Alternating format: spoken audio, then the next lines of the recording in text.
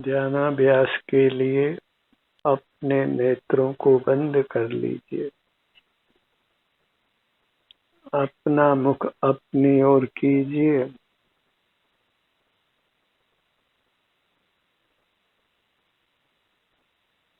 आप स्वयं आनंद रूप हैं।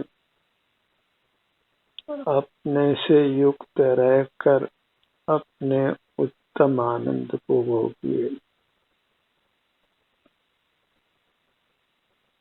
मूर्त शरीर के बराबर आपका अमूर्त शरीर है।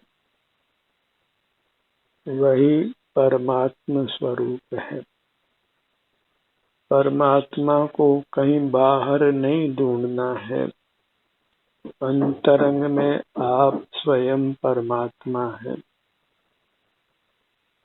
आनंद ही परमात्मा का स्वरूप है और आप आनंद स्वरूप हैं। कहा भी है आनंदम ब्रह्मणो रूपम निज देहे व्यवस्थितम ध्यानहीना न पश्यन्ति याचंदा एव भास्करम।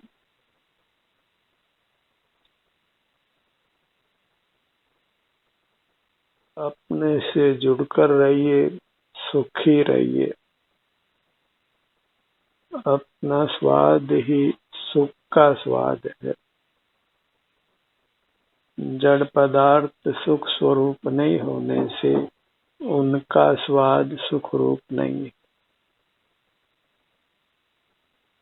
सुख हमारे भीतर से ही आता है।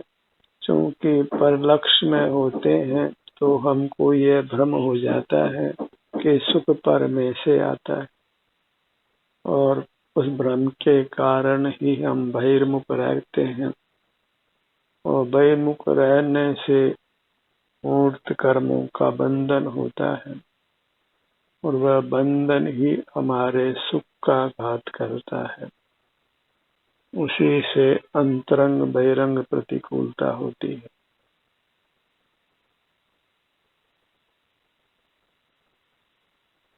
अपनी मूर्त के सन्मुख रहना ही देव दर्शन है और वही मोक्ष का सोपान है। दर्शनम देव देवस्य दर्शनम पापनाशनम दर्शनम स्वर्ग सोपानम दर्शनम मोक्ष साधनम। निज दर्शन बस एक को सुख हेतु तू जान। हे योगी नहीं और को निश्चय से पहचान। आपका अनुभव करके ही अतीन्द्रिय सुख को पाता है।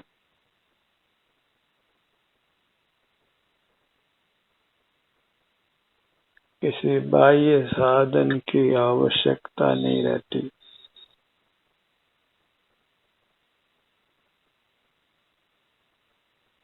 अंतर्मुख होकर अपने को सम्मान दीजिए, अपना आदर कीजिए। सेल्फ रेस्पेक्ट वही एक महान गुण है।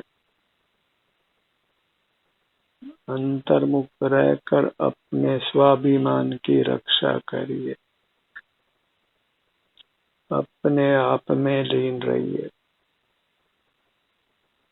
उसी से आप राग द्वेष से बचते हैं, नूतन कर्मों के बंधन से बचते हैं, बद्ध मूर्त कर्मों का नाश कर अपने ही स्वाभाविक सुख को पाते हैं।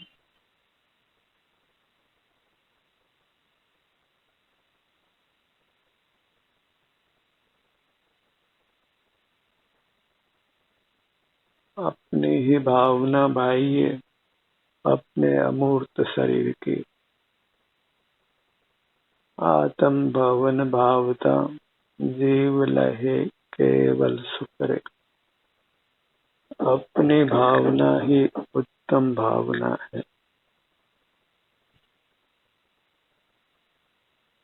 और भावना से ही भवन बनता है। अपनी भावना से सुख का भवन बनता है।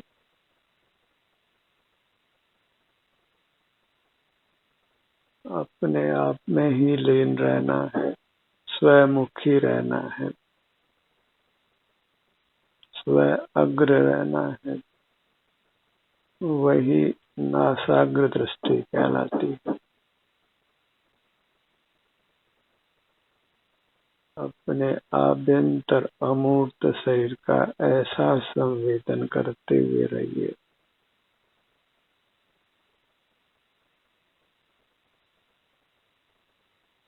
जगत के पदार्थों के ज्ञान से जो अपने आप को रहित कर लेते हैं, विमुख कर लेते हैं, वे ही केवल सुख को पाते हैं।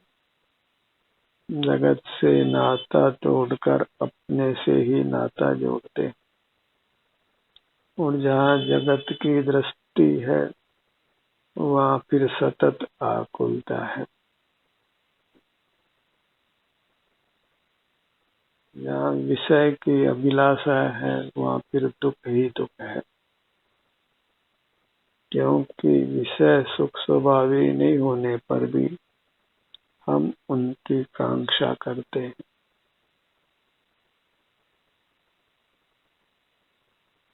भंवरा फूल की गंध को पाने के लिए फूल में बैठता है और रात्रि में फूल के बंद होने पर उसमें बंद रहता है और प्राणांत को पाता है।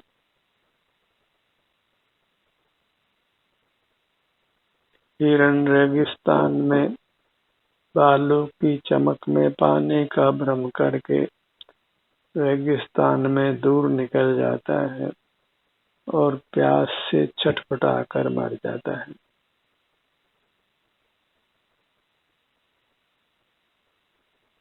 किसी सुरीली आवाज को सुनकर हिरण रुक जाता है और बांध लिया जाता है। पतंगा रोशनी में ही सुख का अनुभव करता हुआ दीपक की लौ से के समीप जाकर जलकर मर जाता है। हाथी हथनी के स्पर्श के लिए सामने बिछाए हुए घास के नीचे गड्ढे में जाकर गिरकर मर जाता है। मछली तकुए में रहे मांस को खाने के लिए जीवा को छिदाती है और फिर खींचकर बाहर आती है और प्राण गंवा देती है। ऐसे एक एक इंद्रिय के विषयों में जीव अपने प्राणों को गंवाता है,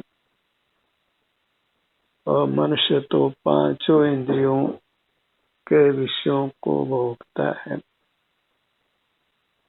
तो उसकी कौन उत्तम गति होने वाली है। इसलिए इंद्रिय ज्ञान का निरोध कर अपने सन्मुख रहिए, फिर वहाँ खतरा नहीं है। भीतर महान शरण है। मन इंद्रियों से दूर हो, क्या बहु पूछे बात, राग प्रसार निवारते सहज स्वरूप उत्पाद। जिस विषय को जाना ही नहीं हो उसके संबंध में कोई विकल्प नहीं होता। विश्व के नाना देशों में नाना अद्भुत घटनाएं घटती रहती हैं, और हमको उनका ज्ञान नहीं होता तो उस संबंध में हमें कोई विकल्प नहीं होता। जो भी पदार्थ हमारे ज्ञान के विषय बनते हैं या हम उनको बनाते हैं, उन्हीं के संबंध में नाना विकल्प उत्पन्न होते हैं। हम बहिर्मुख रहते हैं, अपने सुख से दूर रहते हैं।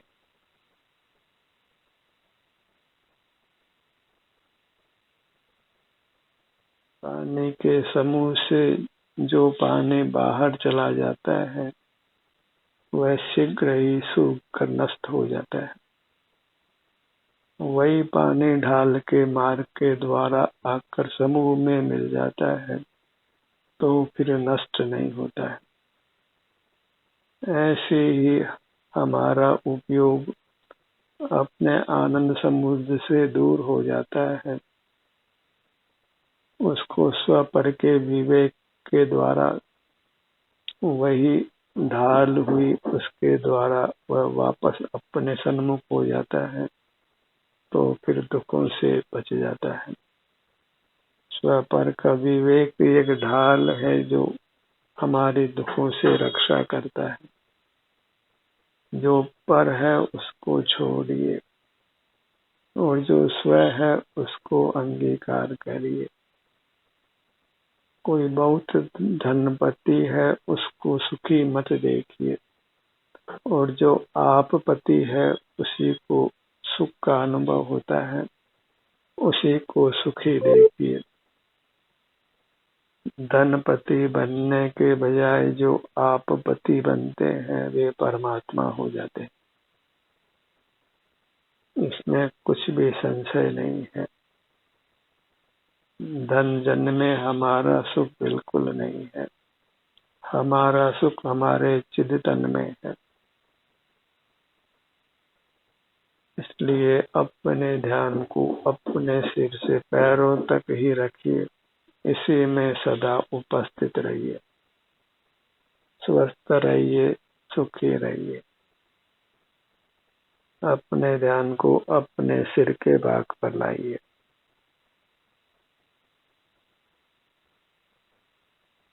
यही करने योग्य कार्य है।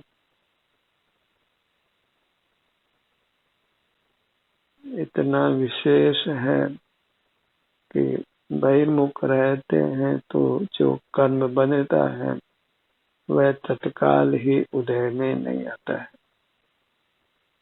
कालांतर में पक कर उदय में आता है। तो जो आज बहिर्मुख हैं वे भले आज दुख का अनुभव नहीं कर रहे, पर अवश्य ही कालांतर में बद्ध मूर्त कर्मों का उदय होने पर वे दुख को पाते हैं। ऐसे ही हम अपने सन्मुख होते हैं और पूर्वबद्ध कर्मों को नष्ट करते हैं, और जो कर्म बहुत काल बाद में आने वाला था उसको आज उदय में लाकर नष्ट करते हैं। तो आज कष्ट हो सकता है लेकिन हमारा भविष्य सुधरता है। तो भविष्य में फिर कर्म का उदय नहीं आने से हम भविष्य में सुख का अनुभव करते हैं, और जो कर्म बांधा है उसका फल तो भोगना ही पड़ता है। एज यू सो सैल्यूरी, हम दुख भोगते हैं तो अपने कर्मों के फल को भोगते हैं, उसका दूसरा कारण बिल्कुल नहीं है। और हो सकता है कि आज हम कर्मों को नहीं बांध रहे हों, अपने सन्मुख हों, तो भी जो संचित कर्म है बलवान है वह उदय में आकर हमको दुख प्राप्त कराता है। इस प्रकार परिणाम और बंध और उदय में समय भेद होने से हमको भ्रम में नहीं रहना है। बहिर्मुखता का फल आज नहीं कल दुख अवश्य होने वाला है, और आज दुख हो रहा है तो वह पूर्व में रही हमारी बहिर्मुखता के कारण ही हो रहा है। और अंतर्मुख होने पर आज हमें कदाचित वेदना का भी अनुभव हो, तथापि भविष्य में हम कर्मों के बंधन से मुक्त होने के कारण उत्तम सुख को ही भोगने वाले। कर्म और कर्म फल में समय भेद होने से जीवों को काफी भ्रम उत्पन्न होता है। As you sow shall you reap, जैसे करनी वैसी भरनी, इस सिद्धांत पर ही विश्वास हट जाता है। ज्ञान का फल उत्तम ही होता है, भले ही आज उसका सुख अनुभव में नहीं आ रहा हो, और बहिर्मुखता का फल दुख ही है, भले आज तत्काल ही दुख अनुभव में नहीं आ रहा हो। बहिर्मुखता एक दुष्कर्म है और अंतर्मुखता एक सुकर्म है। ऐसा श्रद्धान जो करते हैं वे फिर स्थिर चित्त होकर अंतर्मुख रहते हैं और संसार का अल्पकाल में ही अभाव कर परमात्म दशा को पा लेते हैं।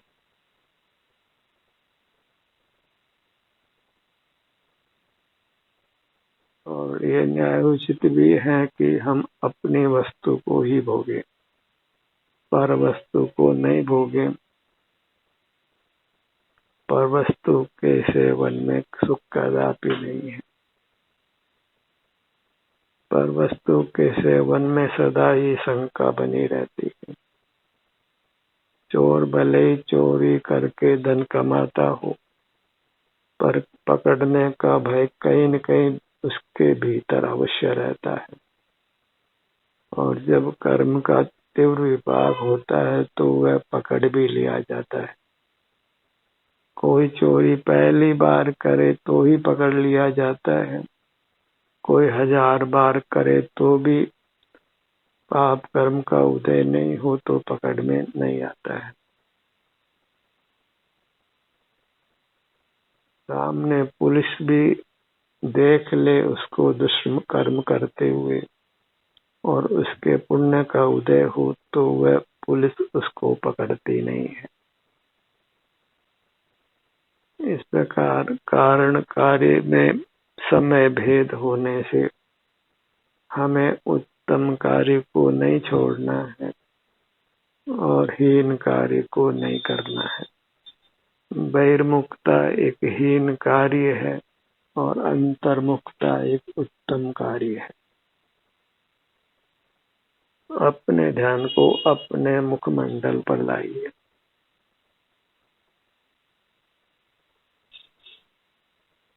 अपने मुखमंडल को हम दर्पण में तो देखते ही हैं, तो क्यों न अपने वास्तविक मुखमंडल को हम अंतर्दृष्टि से अनुभव में लें।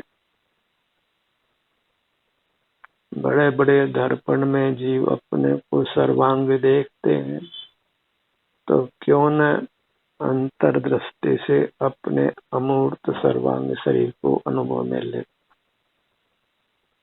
क्यों मूर्त शरीर जो शमशान में रह जाने वाला है, जल जाने वाला है, उसमें क्यों आपा बुद्धि की जाए।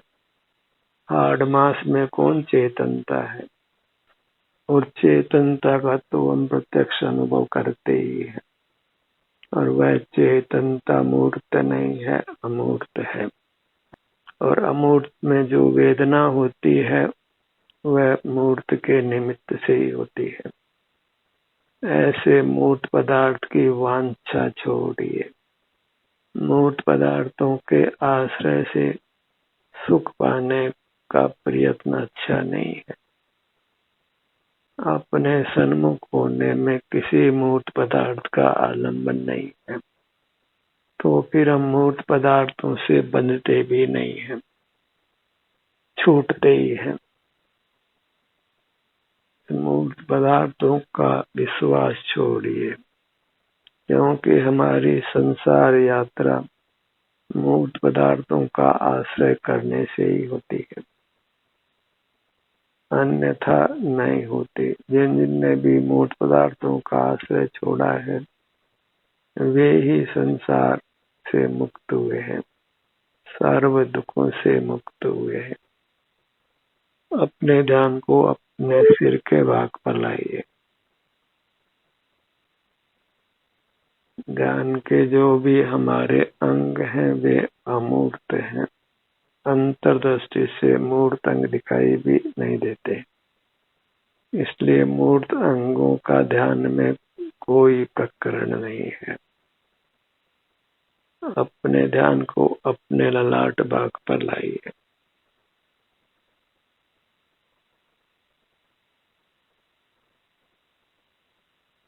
सुकून की जो अवस्था है, हमें उसी को लक्ष्यगत करना है।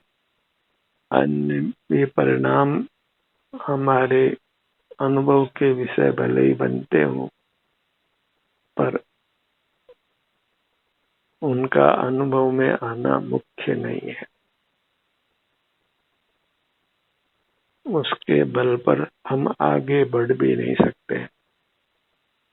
केवल जो संवेदना होती है और हमारे अनुभव में आती है, सारे सुख दुख की घटना, बस उसी के अनुभव से हम बद्ध मूर्त कर्मों से मुक्त होते हैं। दुख जाता है और सुख शेष रह जाता है। सुख कहीं बाहर से नहीं आता है। स्वर्ण में जो कांति और पीलापन आता है तपाने से, वह कहीं बाहर से नहीं आता है। अशुद्धियां हट जाती है तो स्वर्ण का शुद्ध स्वरूप प्रकट हो जाता है। ऐसे ही कर्म का बंधन जब मिट जाता है तो सुख कहीं बाहर से नहीं आता है, तो वह हमारा स्वरूप है जो प्रकट हो जाता है। तो जीव और कर्म की संधि में ध्यान लाकर कर्म को पृथक करिए और फिर सुख स्वयं हो जाने वाला है। तो जो बाहर के जानने का जो प्रलोभन है, वही पाप का बाप है। जो हम जिज्ञासाएं रखते हैं बाहर की दुनिया की घटनाओं की खबर रखने की, जो अखबार पढ़ने में हम समय लगाते हैं, समाचार जानने में, उसको ही दुख का कारण जानिए। उनको सुख का कारण मानकर हम अखबार पढ़ते हैं और सुख होने के बजाय उल्टा दुख होता है।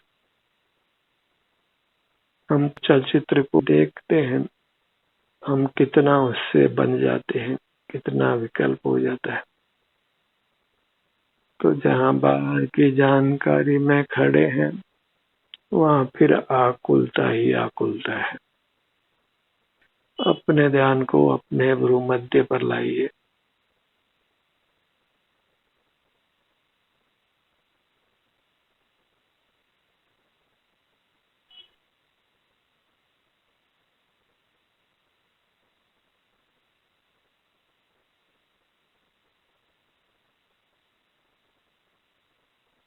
दोनों भुवों का मध्य भाग, यहाँ अपने सन्मुख होने से जो शांति होती है, उसको पहचानिए। और यह शांति आगामी काल में होने वाली शांति का अत्यंत छोटा रूप है। यही बढ़ते बढ़ते अत्यंत विशाल सागर समान होने वाली है।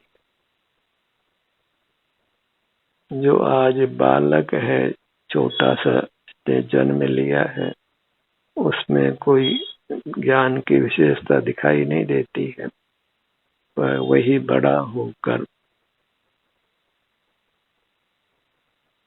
देश का सर्वोपरि व्यक्ति भी हो जाता है, विश्व का सर्वोपरि व्यक्ति भी हो जाता है। ऐसे ही जब अपने सन्मुख होते हैं तो विशेष सुख का अनुभव नहीं भी हो तो भी वह सुख बढ़ते हुए परमात्मा दशा के सुख को पा लेता है। इसलिए जैसे हम बालक में पिता का रूप देख लेते हैं, छोटा सा पौधा लगाते हैं और उसको वृक्ष रूप में देख लेते हैं, ऐसे इस स्वानुभव के इस पौधे को जो आज हम लगाते हैं, तो उसके पल में परमात्मा दशा को देख लीजिए।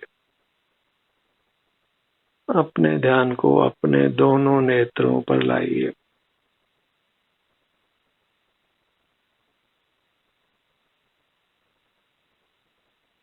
बायां नेत्र, दायां नेत्र अपने ध्यान को अपने अंगों पर लाने का जो उत्तम फल है उसको वचनों से नहीं कहा जा सकता है, और इसका दूरगामी फल होता है।